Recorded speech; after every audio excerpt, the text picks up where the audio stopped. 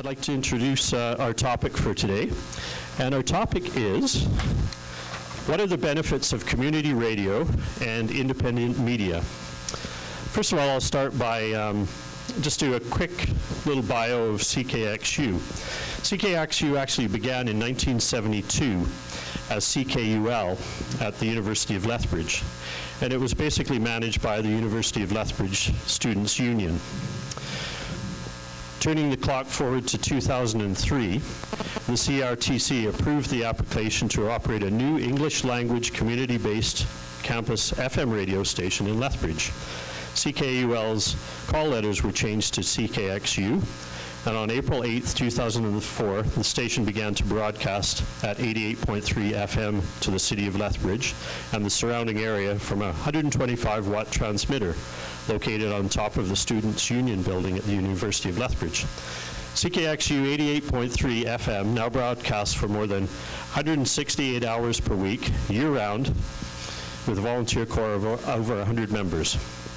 The importance of community radio and independent media will be discussed in the context of corporate mass media and social media competition, as well as issues regarding the need for grassroots funding to operate.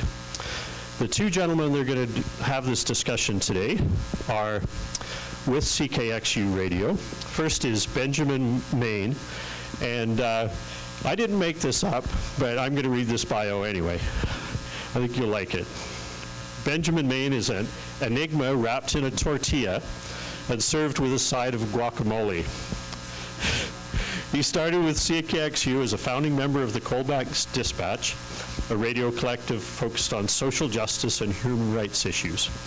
This is his second year as CKXU's program director, where he trains new DJs, manages the program schedule, and with the help of our wonderful technical director, oversees live broadcasts for the station. So a big hand for Benjamin Maine. Our second panelist today is Aaron Trozzo. Aaron is like Jean-Luc Picard and Ned Stark. Aaron Trozzo is what it would be like if Jean-Luc Picard and Ned Stark had a baby, and that baby was raised to preside over a community radio station. As I said, I didn't make these up. He's a collaborative artist and has worked in a variety of media, for example, music, video, and photography, and was CKXU's benevolent overlord as program director until 2011. Now, or since that time, he is now the station manager.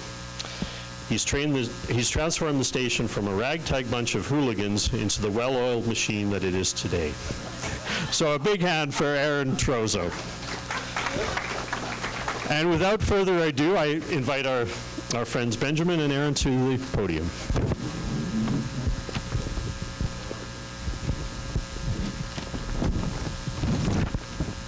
Well, thanks for coming out, folks. So normally, as Mike mentioned in the bios there, I would be at the station managing the live broadcast for this event, which is live broadcast on CKXU every week. So Aaron and I decided, since we were speaking this week, that we'd kind of reverse things and we would do a radio presentation live rather than live broadcasting speaking things. So you're going to hear some radio clips and whatnot throughout the course of today's presentation. So I'm Benjamin Maine, program director, and this is? My name is Aaron Trozzo. I'm station manager at CKXU. I've been involved with CKXU for about 10 years now, a little more than 10 years actually. I came in 2002 to the University of Lethbridge, and I think the gravitation to CKXU was pretty natural for me because I was so interested in music, so interested in alternative media, all those kinds of things, and was young and immature and was quickly banished from the society because I was misbehaving on air. So I sometimes joke that me being the station manager of CKXU is punishment for all that silliness initially in my early radio career. So anyway, here I am nonetheless, and we're going to tell you a little bit about what we do as a radio station in Lethbridge and kind of the climate of commercial radio, commercial media as it's consumed by the public, and our role in that, I think. and as the role of stations like us across Canada? So, as you folks may know or have an idea, the media landscape generally is becoming more homogenized in this country, in North America. And generally what happens in commercial radio is that large for-profit media companies own a bunch of little radio stations, and the programming across those radio stations, the music content, the news content, is kind of regulated from the top down. We wanted to explain the way that campus and community radio is different, and the place that we thought would be a good place to start is with the CRTC. So if you don't know what the CRTC is or haven't heard of it, it's the Canadian Radio, Television and Telecommunications Commission, and that's the federal body that licenses radio stations. They deal with all kinds of telecommunications, cell phones, policies like that, and they have a specific mandate for campus community radio stations. So I just want to read from one small paragraph from the broadcasting regulatory policy on the topic of campus community stations and what makes them different from commercial radio stations, which is the majority of what you hear in commercial media outlets. So it says, these stations distinguish themselves by virtue of its place in the community served, a reflection of the community's needs and values and the requirements for volunteers in programming and other aspects of station operations. This helps ensure that the programming is different from that of commercial and public radio. The programming of campus and community radio should distinguish itself from that of the commercial and public radio sectors in both style and substance, offering programming that is rich in local information and reflection. This programming provided by campus and community radio should meet the needs and interests of communities served by these stations in ways that are not met by commercial radio stations and the Canadian Broadcasting Corporation, so the CBC. So the mandate is pretty clear there, that campus community radio stations are intended to have a local focus. So our station mandate is? It's to showcase, promote, and enhance cultural diversity in southern Alberta.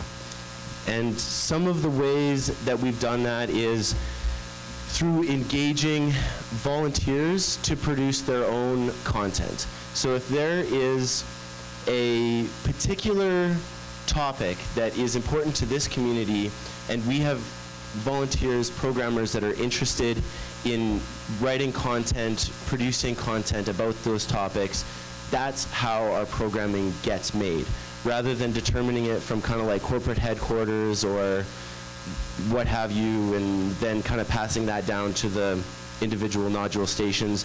The content at CKXU is created by the programmers, and we have some examples of this.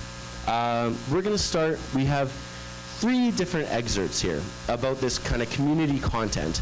The first one is starting with an issue that came to some students and faculty's attention with a particular incident a few years back, and it's also a general concern, and the concern was about sexual violence on the University of Lethbridge campus. So with the Coalbanks Dispatch News Collective at the time, a group of students and CKXU staff members, faculty from the university, this documentary was created.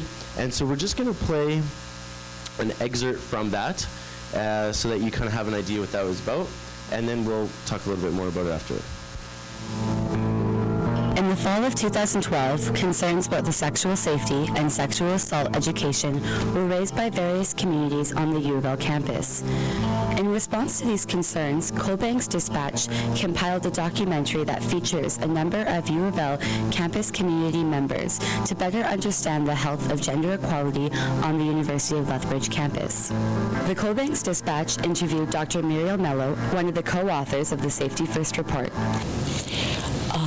We addressed issues like a culture of drinking that existed within the student body, and how that might create situations where people were less conscious of making good decisions about their own personal safety, or communicating in a way that might be misunderstood. Cobank's Dispatch spoke to a few members of the University of Lethbridge campus community on their thoughts on how to affect positive change regarding gendered sexual violence. I'm Brenton Taylor, and I'm a student here at the U of L. The goal I'd like to see in the future for awareness on campus for sexual violence would be more access to security, not just one spot on campus, but a couple on different ends, and then be less of a wait time for people to get to emergencies. In the future, I'd hope to see a little bit more emphasis, not only from the organizations on campus, but from the institution as well. They do a great job so far, but there's room for growth as with anything. The shift in the attitude towards sexual assault or sexual violence or these portrayals towards women needs to happen on a bigger scale like society, and the university should be a medium to do that. I'm Shannon. I'm a student here, second year.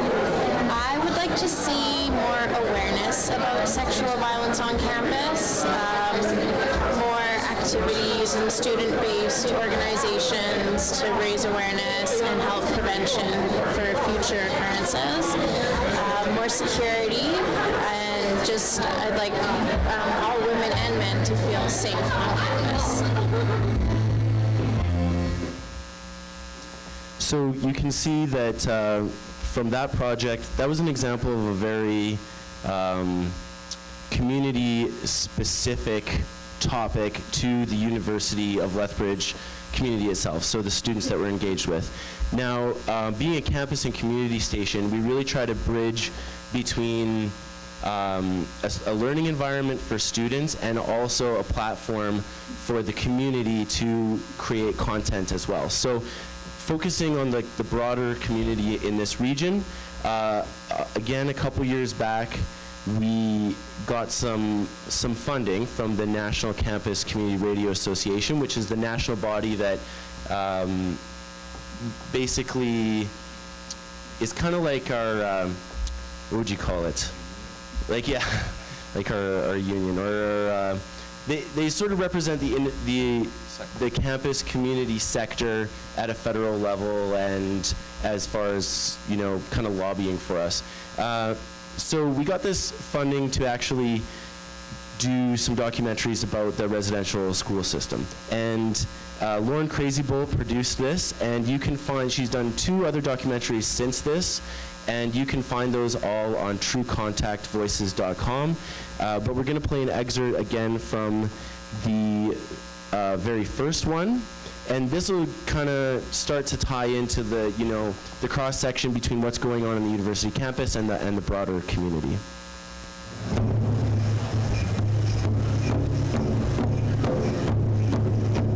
Have you ever heard of a residential school? Yes. Yes, I've heard of the residential schools. Yeah. No. Residential school? No, I haven't. I'm from a really small town. Can you explain your knowledge of it? It all dates way back to John A. Macdonald putting the railway through Canada, and what to do with all of these Native American people that seem to trouble the whites. Back in the 1800s, they started taking kids from First Nations homes. Were put in schools by English government. I believe it was ran by Catholics in Canada. It was where Aboriginal children were removed from their families and put into schools, usually far away and kind of scattered about, in order to get the Indian out of them, as they said. I think that was actually in paperwork. Taking the kids from their parents and trying to assimilate European culture into that of the natives. First word that comes to mind is assimilation. Assimilated. Make them more white and assimilate them into the white culture. To assimilate them to a Western culture. And taken forcibly to schools where they were educated to be in white Christian values, so they weren't allowed to speak their own language or practice their own culture, and often there was sexual and physical abuse involved as well. Mistreated and things like that. Known for, I guess, mistreating ethnic minorities, especially like Aboriginals. And it included abuses and all sorts of atrocities. Being pulled away from your parents, and the way I look at it, it's like jail, like going to jail. You can't see family. That's how I felt like when I was in here. I think they got used to being residents, and they got a taste of jail. A lot of the people that become involved in the criminal justice system do so because of problems with substance dependency, so they commit crimes while they're under the influence of substances. How those people have become involved in the criminal justice system, many of those people either went to residential school themselves, or they are the children of residential school survivors. It is not already decided. Sorry, we went a little bit into the next segment there. But again, as you can see, this is the type of content that a campus community station focuses on. So what is relevant to the immediate community, and the people involved with the station are all volunteers and all members of that community. So when they're developing the content, they're developing programming that directly affects them. And the last kind of news, documentary-oriented content that I wanted to share with you was something that was a buzz at SACPA, I know, and it was about the fracking controversy that we had a couple years ago, or a year and so ago, I can't remember. So 2013, I think it was. And so we did, special news coverage of that, and actually the NCRA, the National Association I was talking about, we submitted this news coverage to them, and the producer of it, her name was Kristen Hoffmar, who happened to be a German exchange student at the university, won a national award for it, so we were really proud of that.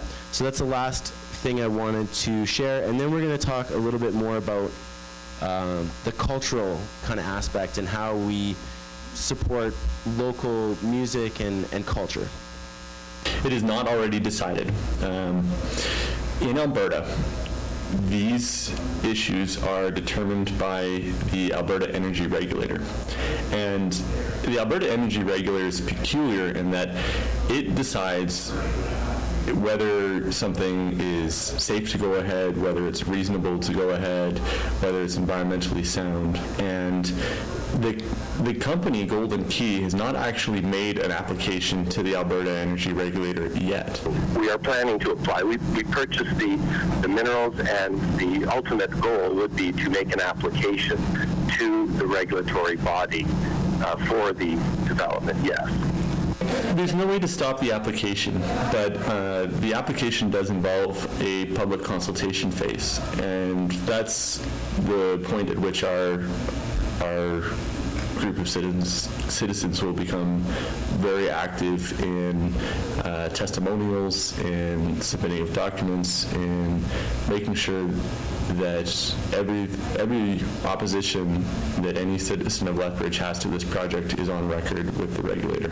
I'm opposed to it because it poisons the air, it poisons the water, and I don't believe in selling air and water, which are essential for life, for dollars, which you can't drink or breathe. I'm considering moving here, and if this goes through, then it's seriously going to make me reconsider whether I'd want to move to the city of Lethbridge or not. I'm concerned for the future children and future grandchildren and everybody that's living in Lethbridge, period, not only just the west side, because I believe it'll affect everyone. But we don't need it in the cities. That's what I don't agree with it, because of kids. They don't need that. I had clean air when I was little. They should have it too. It's not fair. Okay,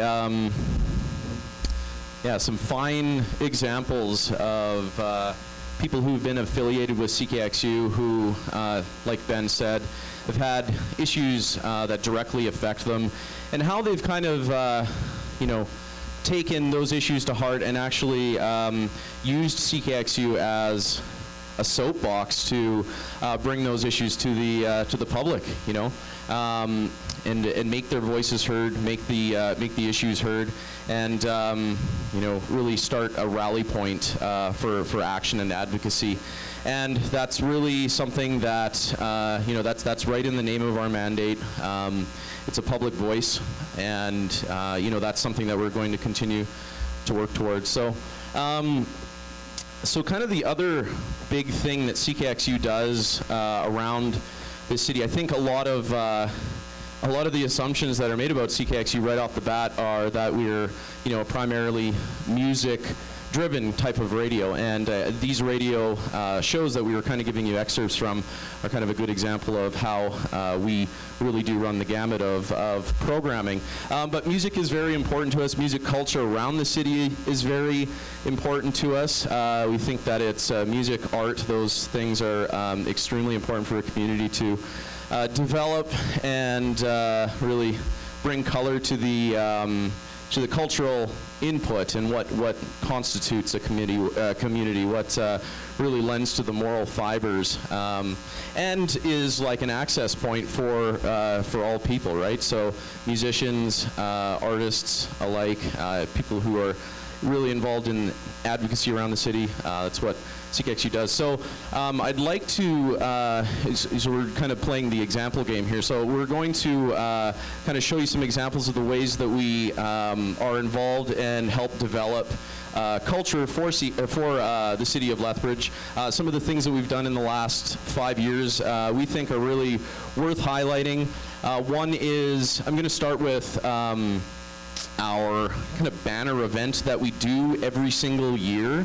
It's called Love and Records. We're going into our 5th year, and we have a really amazing time doing this. We have a committee that plans all year for this event. It happens in the 2nd weekend of September. And you know, the way we have kind of spun it over the last few years here is this you know, this resurgence of vinyl culture, of music, of experiencing music from a very almost tactile kind of standpoint. So we're just going to play an excerpt from we're actually expanding out of the realm of just audio and kind of moving into video as an expression as well. So we've been creating videos for the last few years to better kind of describe, showcase music culture in its many forms, and this is kind of one example of that, so we'll just kind of cut to that here. Sorry, I should just say, preempt this. We asked these folks a question. What was it? Why is vinyl important? Yeah. What is the point of vinyl? Why is vinyl more substantial than other forms of music, like digital file, for example?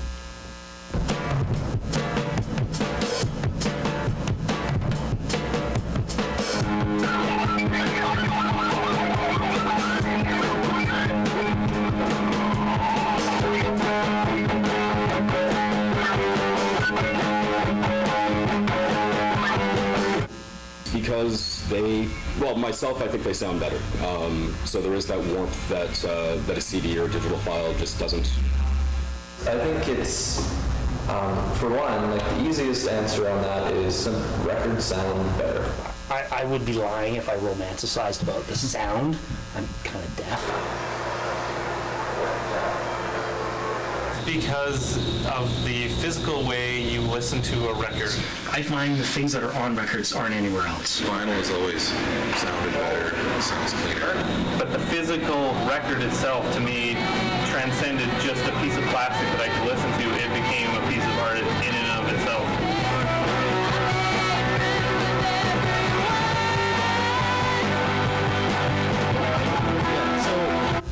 So, I mean, just kind of a simple question generates kind of a buzz and gets people thinking about why they actually like things like vinyl. Why do you like music? What's that like one you know, focus of music that really like kind of makes you really excited? So it's kind of just an example of that. We also have done some pretty interesting things with groups who kind of this is from the Piikani Nation powwow, correct? Yeah. So we spent some time in Brockett during their powwow. We actually recorded and did live sound during the powwow, which was a really exciting thing for us to experience. It really felt like we were starting to contribute to culture. It was kind of one of those catalysts that we were like, wow, we are doing something really interesting around here. So we'll just show you kind of a quick excerpt of that, some of the recordings that we drew from that.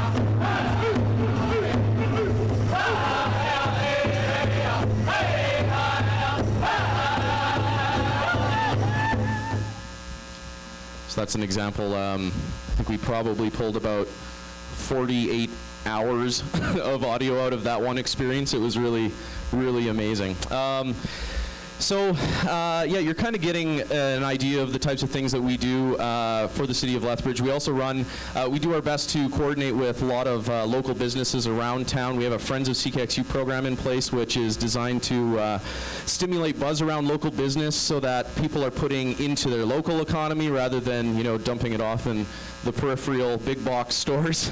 So we provide contra advertising for local businesses who are enrolled in the program. It's an excellent way to make friends in the community and make sure that those voices of the businesses who wouldn't necessarily be able to afford advertising on some of the larger networks can be represented as well.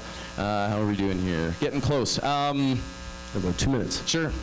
You were talking about vinyl, and the last thing I wanted to mention, we haven't really gotten into, we'll have to do this in the Q&A, we haven't really talked about like social media or fundraising, but all of our funding is grassroots. It's all donations. It's in the form of a student levy, donations, those relationships we have with businesses, our fundraising events, all those types of things. But I did want to mention, back to the kind of buzz around vinyl, is we have a really exciting partnership happening with the Lethbridge Public Library right now, where we have this, back to 1972 collection of vinyl records, and we've been able to house a portion so far of our vinyl collection at the LPL, at the public library.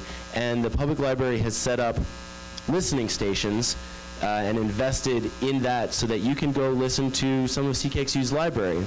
And we're hoping to even expand that a little bit and maybe start a radio show where you can listen to a record and in request to have it played on air, like at a certain time of the week. And we're still developing that relationship, but that's just another exciting thing I wanted to mention. Yeah. Overall, we're feeling pretty good about our relationship with the community, and we're going to continue to develop it. So I wanted to say thank you very quickly for having us, and can't wait for the question and answer period where you can really get under our skin. So thank you.